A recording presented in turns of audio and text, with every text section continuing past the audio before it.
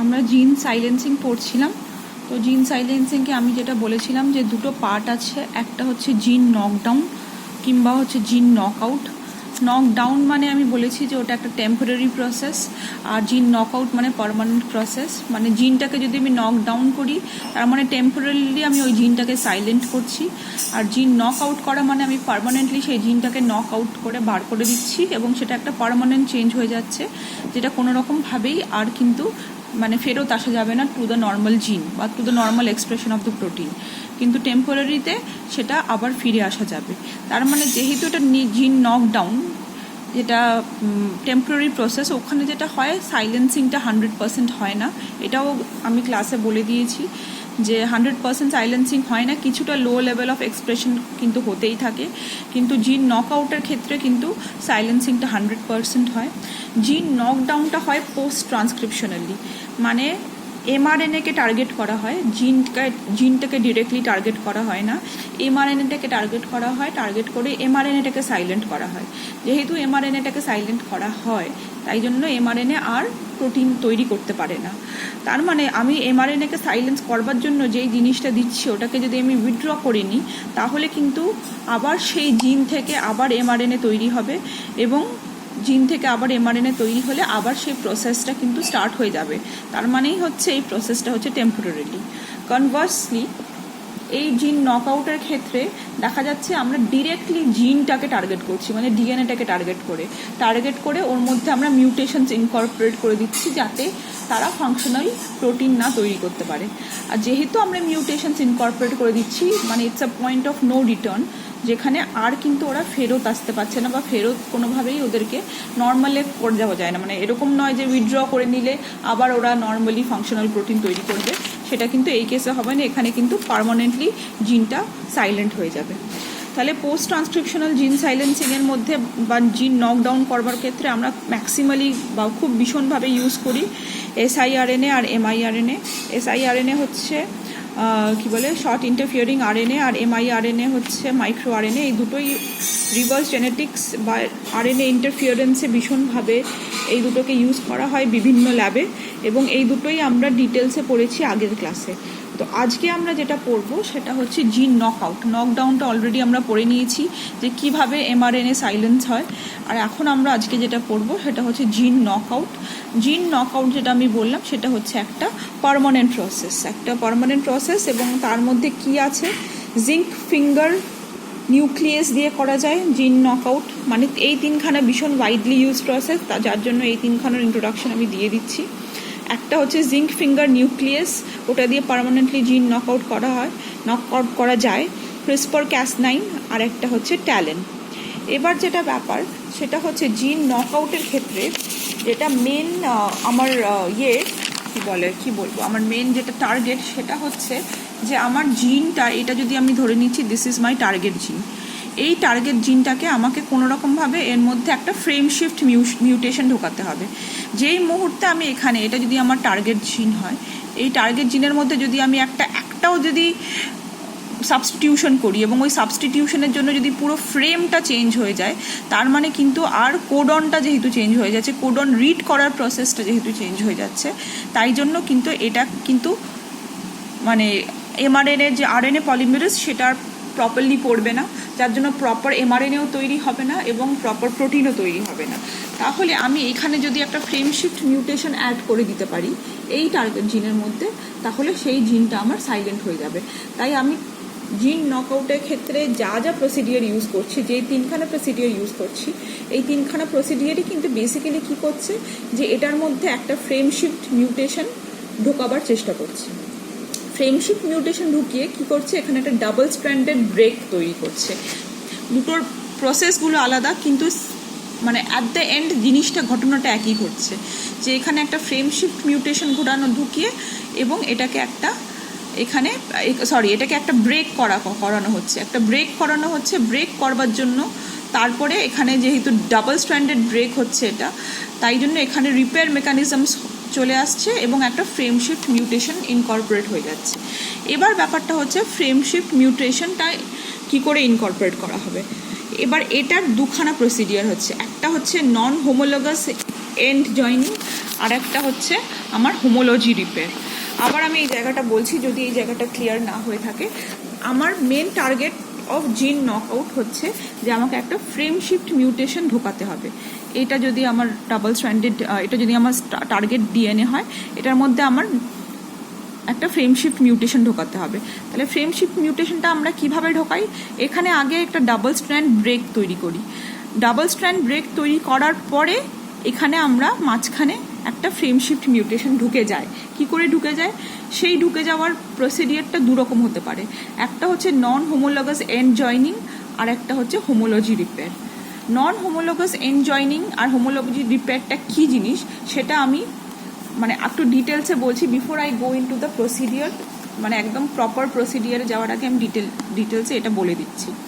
Non homologous and joining মানে এটা যদি আমার টার্গেট হয়, এটাকে আমি যদি কোনো রকমভাবে একটা ডাবল স্ট্র্যান্ডেড ব্রেক তৈরি করতে পারি। ডাবল স্ট্র্যান্ডেড ব্রেক কিন্তু আমি ওই তিনখানা প্রসিডিয়ার দিয়ে করব, যে আমি যেটা দেখালাম যে জিঙ্ক ফিঙ্গার নিউক্লিয়াস দিয়ে, ট্যালেন দিয়ে কিংবা ক্রিসপার ক্যাস9 দিয়ে আমি এখানে কি করব, ডাবল স্ট্র্যান্ডেড ডিএনএ ব্রেক করব। এখানেও করব, এখানেও করব। এবার double stranded break DNA break কেন আমি ডাবল স্ট্র্যান্ডেড ব্রেক করছি, এই জিনটাকে নক আউট করবার জন্য আমার একটাই কাজ, এটা হচ্ছে আমি ডাবল স্ট্র্যান্ডেড ডিএনএ ব্রেক একটা করব। কেন এটাই শুধু এই কাজটা করলে আমার হয়ে যাবে কেন, কারণ দেখা গেছে ডাবল স্ট্র্যান্ডেড ব্রেক যদি আমি ইনিশিয়েট করি, তার মানে ধরে নিই আমি এখানে একটা ডাবল স্ট্র্যান্ড ব্রেক হয়েছে, এই একটা ফ্র্যাগমেন্ট অফ ডিএনএ, এই একটা ফ্র্যাগমেন্ট অফ ডিএনএ, তখন দেখা যায় এখানে রিপেয়ার এনজাইমস চলে আসছে। রিপেয়ার এনজাইমস চলে আসছে যে এই ডাবল স্ট্র্যান্ডেড ব্রেকটাকে রিপেয়ার করবার জন্য। যেই ও রিপেয়ার করতে যায় তখন কি হয়, ও আনতাবড়ি, এখানে যেহেতু একটা যদি এরকম হতো যে এটা একটা সিঙ্গল স্ট্র্যান্ডেড ব্রেক হতো, তার মানে এই ডিএনএটা অক্ষত আছে, এইখানে একটা ব্রেক হয়ে গেছে, তাহলে রিপেয়ার এনজাইম এটাকে রিড করে ও এখানে কিন্তু প্রপার বেসটা ঢুকিয়ে দিতে পারবে। কিন্তু এখানে যদি ডাবল স্ট্র্যান্ডেড ব্রেক হয় তাহলে এখানে কোনো রিড করবার কোনো জায়গা নেই, তাই এখানে কি করবে, রিপেয়ার এনজাইমসগুলো আনতাবড়ি যে কোনো নিউক্লিওটাইড ঢুকিয়ে দেবে। এই আনতাবড়ি যে কোনো নিউক্লিওটাইড ঢোকাবার জন্য কি হচ্ছে, এখানে মিউটেশনস ইনকর্পোরেট হয়ে যাচ্ছে। যেহেতু এখানে মিউটেশনস ইনকর্পোরেট হয়ে যাচ্ছে এখানে, এবং এই নাম্বার অফ মিউটেশনস যদি বেশি হয় তাহলে এখানে একটা ফ্রেম শিফট হয়ে যাচ্ছে। যেহেতু এখানে ফ্রেম শিফট মিউটেশন হয়ে যাচ্ছে, তার মানে অবভিয়াসলি বুঝতে পারছি আমরা এখানে প্রপার এমআরএনএ তৈরি হচ্ছে না, কারণ আমার প্রপার রিডিং হচ্ছে না, কোডন ঠিকঠাক করে রিড হচ্ছে না, এবং কোডন ঠিকঠাক রিড হচ্ছে না বলে প্রপার এমআরএনএ তৈরি হচ্ছে না, and no wonder there is no functional protein. এটা ছাড়া আর একটা জিনিসও হতে পারে, এটা নর্মাল ক্ষেত্রে এটাই হয় যে নন হোমোলগাস আমি ডিএনএ ডাবল স্ট্র্যান্ড ব্রেক করে দিয়ে এটা এনএইচইজে হয়ে বা নন হোমোলগাস এন জয়নিং হয়ে, এটার ফুল ফর্ম হচ্ছে নন হোমোলগাস এন জয়নিং। নন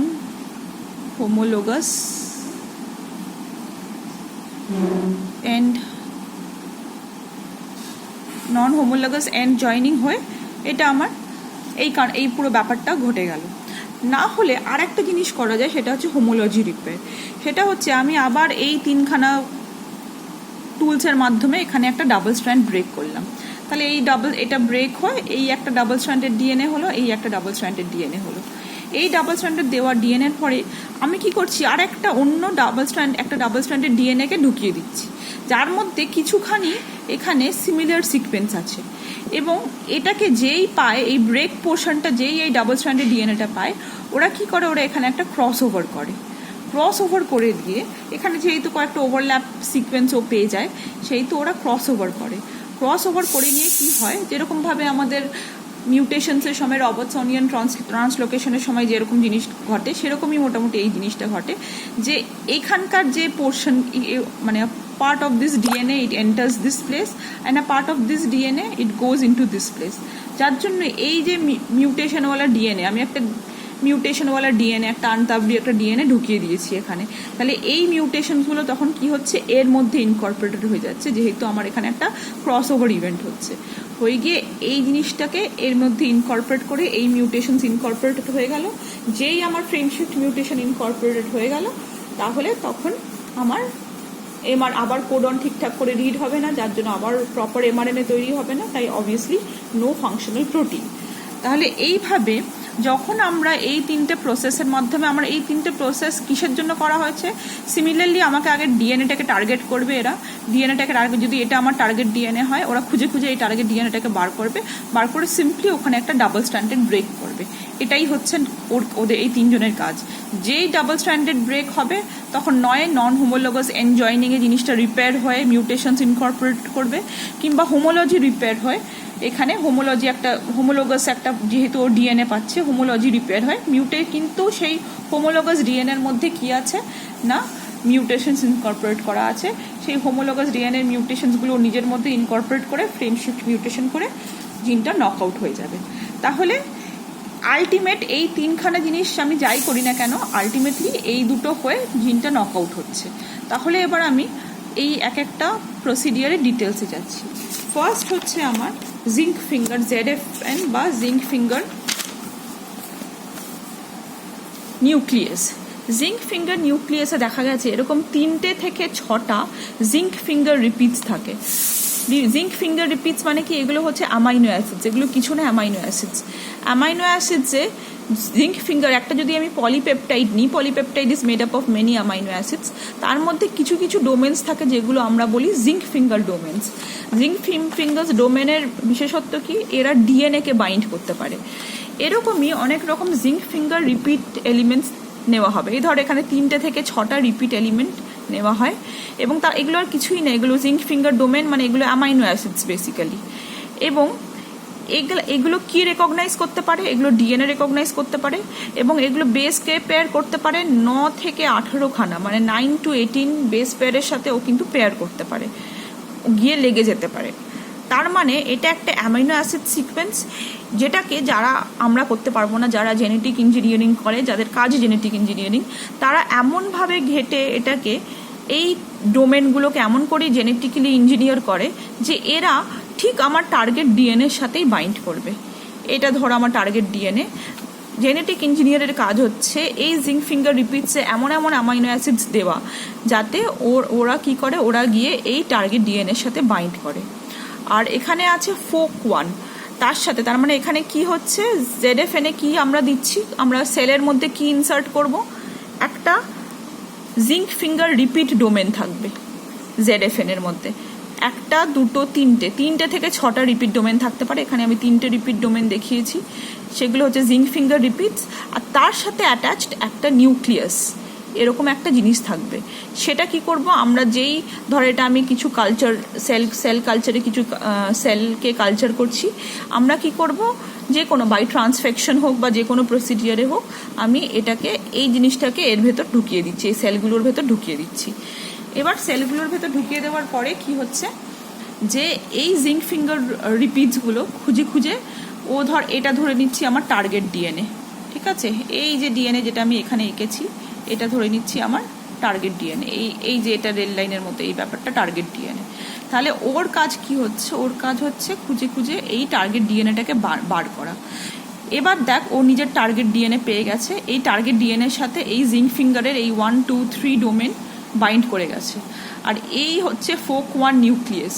FOC1 নিউক্লিয়াস ঠিক তার কিছু দূরে বাদে গিয়ে ওর নিজের টার্গেটের সাথে, মানে ওর নিজের টার্গেট ঠিক বলবো না, টার্গেট এরা ডিসাইড করবে, ওর নিজের ঠিক জায়গা মতো বসে বাইন্ড করে গেছে।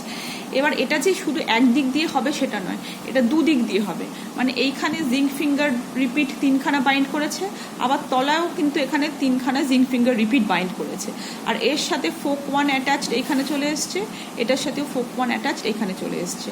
যেই ওরা বাইন্ড করে গেল, এদের মধ্যে একটা সিগন্যালিং সিস্টেম কাজ করে, যেই ওরা পারফেক্ট বাইন্ডিংয়ে চলে গেল, তখনই এরা কি করবে, এই FOC1 যাদের কাজ হচ্ছে, এরা এন্ডোনিউক্লিয়াস, ইনফ্যাক্ট এরা রেস্ট্রিকশন এন্ডোনিউক্লিয়াস, এরা নিজেদের প্রপার সিকোয়েন্সকে চিনবে, যেই ওরা সিকোয়েন্সটা পাবে ওইখানে একটা ওরা ডাবল স্ট্র্যান্ডেড ব্রেক করে দেবে।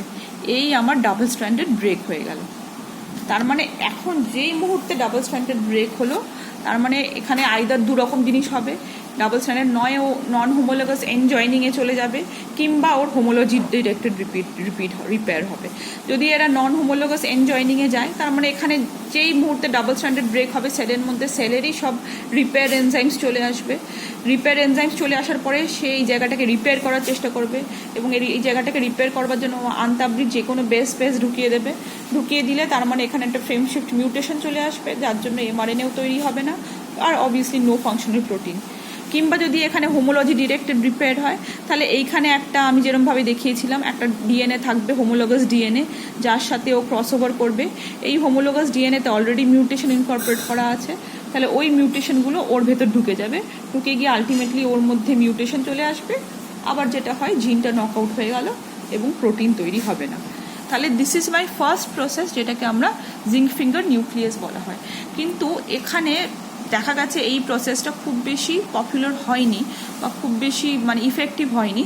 তার মেন প্রবলেম হচ্ছে যে এই যে জেনেটিক্যালি ইঞ্জিনিয়ারিং করে এমনভাবে ইঞ্জিনিয়ারিং করা যে ওটা পারফেক্টলি ডিএনএ টার্গেটের সাথে বাইন্ড করে, এটা দেখা যাচ্ছে অনেকবারই ফেল করছে, বা এই প্রসেসটা, এই জেনেটিক ইঞ্জিনিয়ারিংয়ের প্রসেসটা খুবই ডিফিকাল্ট হচ্ছে, যার জন্য এই জিঙ্ক ফিঙ্গার নিউক্লিয়াসটা যে খুব বেশি ইউজ হচ্ছে তা কিন্তু নয়।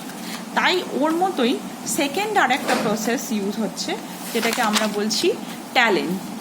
ট্যালেনের ফুল ফর্ম হচ্ছে transcription activator like effector nucleus. তার মধ্যে transcription activator like effector nucleus. তাহলে এটার মধ্যে কি থাকবে? এটা জিঙ্ক ফিঙ্গার ডোমেনের মতোই, কিন্তু এটাই কি থাকবে, এইখানে হচ্ছে এই একটা ডোমেন যেটাকে আমি ট্যাল ডোমেন বলবো, ট্রান্সক্রিপশন অ্যাক্টিভেটর লাইক ডোমেন বা ট্যাল ডোমেন। আর এর সাথে অ্যাটাচ করা কি থাকবে, আবার সেই নিউক্লিয়াস একটা FOC1 নিউক্লিয়াসই ধরে নে, এটাও একটা রেস্ট্রিকশন ইন্ডো নিউক্লিয়াস, এর সাথে অ্যাটাচ করা থাকবে। তাহলে ট্যাল ডোমেনটা কি? ট্যাল হচ্ছে transcription activator like domain. Transcription activator মানে অলমোস্ট বলতে পারি সর্ট অফ ট্রান্সক্রিপশন ফ্যাক্টরের মতো, যারা গিয়ে কিন্তু ডিএনএর সাথে বাইন্ড করতে পারে, they have a DNA binding মোটিন।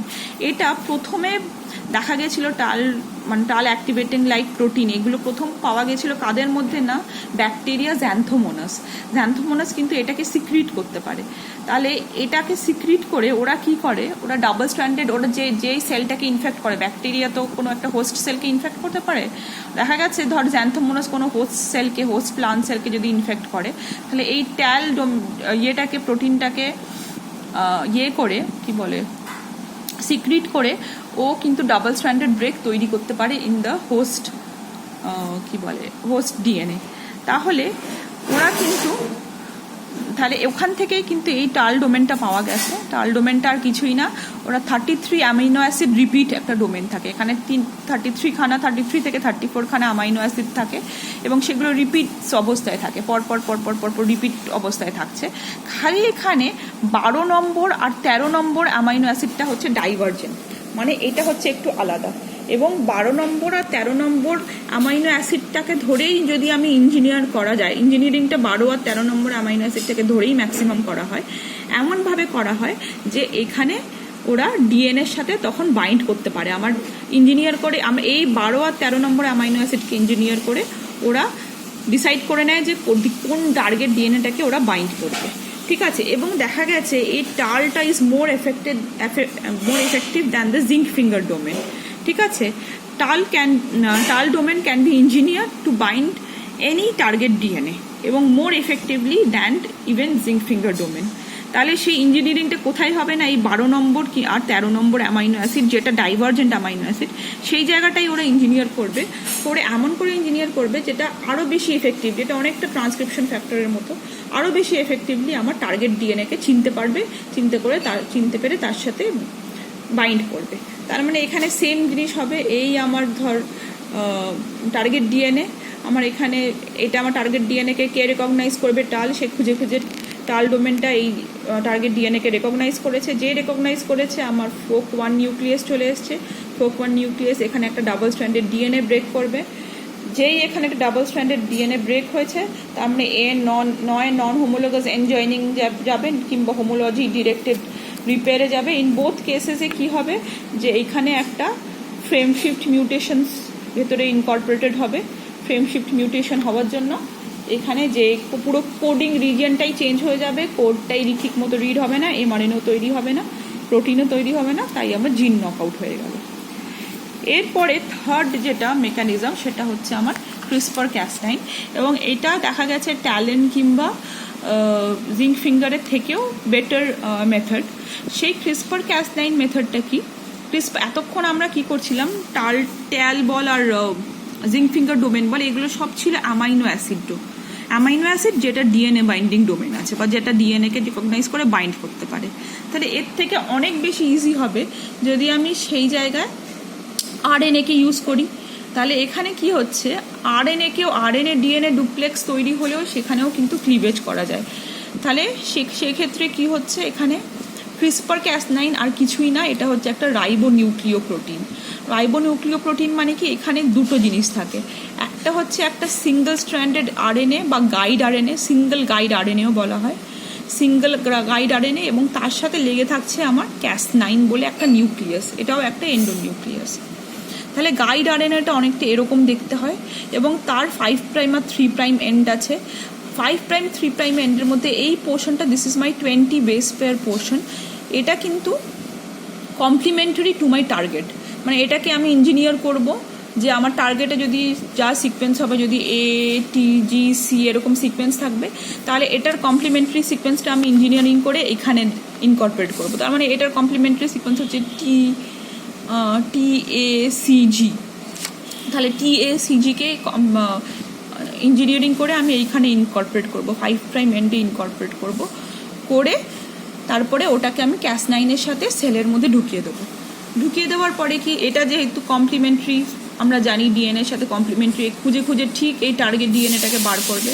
এই টার্গেট ডিএনএটাকে বার করে কি করবে, ও ওইখানে একটা ডিএনএ আরএনএ ডুপ্লেক্স তৈরি করবে। একটার সাথে এই যে কোনো একটার সাথে এখানে আনওয়াইন্ডিং হবে, আনওয়াইন্ডিং করে এটার একটা ডিএনএ আরএনএ ডুপ্লেক্স তৈরি করবে। এই ডিএনএ আরএনএ এই একটা স্ট্র্যান্ড, যেটা ধর এটা আমার 3' 5' এন্ড, এটা আমার 5' 3' এন্ড, তাহলে ও যেখানে ওর কমপ্লিমেন্টারি সিকোয়েন্সটা পাবে তার সাথে গিয়ে এই 20 বেস পেয়ার রিজিয়নটা বাইন্ড করে আরএনএ ডিএনএ একটা ডুপ্লেক্স তৈরি করবে। শুধু যে এই টার্গেটটাকে চিনছে তা নয়, ক্রিসপার ক্যাস9-এ এইখানে আরেকটা সিকোয়েন্স আছে যেটাকে আমরা বলি প্যাম সিকোয়েন্স। এই প্যাম সিকোয়েন্সকেও কিন্তু গাইড আরএনএ রেকগনাইজ করে। তাহলে এই টার্গেট এবং এই প্যাম সিকোয়েন্স, এই দুটোকে গাইড আরএনএ রেকগনাইজ করে কি করবে, এখানে যেই রেকগনাইজ করবে, যেই আরএনএ ডিএনএ ডুপ্লেক্স তৈরি হবে, অমনি এখানে ক্যাস9 বসে আছে, ক্যাস9কে ইনকর্পোরেট করে দেওয়া হয়েছে। ক্যাস9-এর কাজ হচ্ছে যে যেই আরএনএ ডিএনএ ডুপ্লেক্স হবে সেখানে একটা ডাবল স্ট্র্যান্ডেড ব্রেক তৈরি করবে। এখানে যেই ডাবল স্ট্র্যান্ডেড ব্রেক তৈরি হবে, আবার আমার এই ডাবল স্ট্র্যান্ডেড ব্রেক তৈরি হয়ে গেল, তখনই এটা নয় নন হোমোলোগাস এন্ড জয়েনিংয়ে যাবে, কিংবা হোমোলজি ডাইরেক্টেড রিপেয়ারে যাবে, গিয়ে আমার জিনটা নকআউট হয়ে যাবে আলটিমেটলি। আর মিউটেশনসগুলো ইনকর্পোরেটেড হবে, যেরকমভাবে এতক্ষণ ধরে বললাম, করে জিন নকআউট হয়ে যাবে। এবার যেটা বলার বিষয় যে এই 3টে কেসে, সেটা আমার জিঙ্ক ফিঙ্গার নিউক্লিয়াসই হোক, কিংবা আমার ট্যালেনই হোক,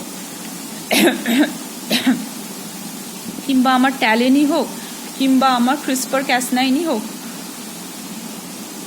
আচ্ছা, ক্রিসপার ক্যাস9, ক্রিসপারের ফুল ফর্ম হচ্ছে ক্লাস্টার্ড রেগুলারলি ইন্টারস্পেসড শর্ট প্যালিন্ড্রোমিক রিপিটস।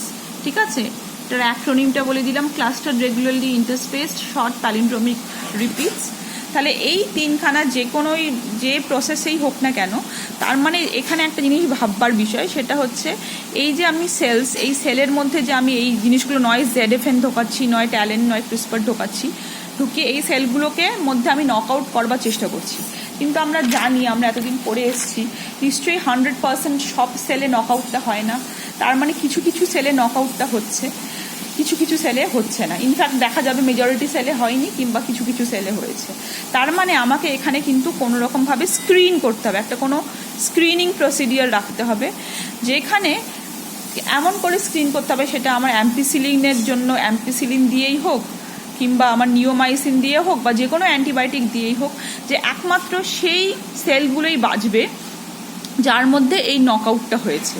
তার মানে এই 3টে হয়ে যাওয়ার পরে, এই ইনসারশনটা হয়ে যাওয়ার পরে, এখানে কিন্তু আমাকে একটা স্ক্রিনিং প্রোটোকল রাখতে হবে।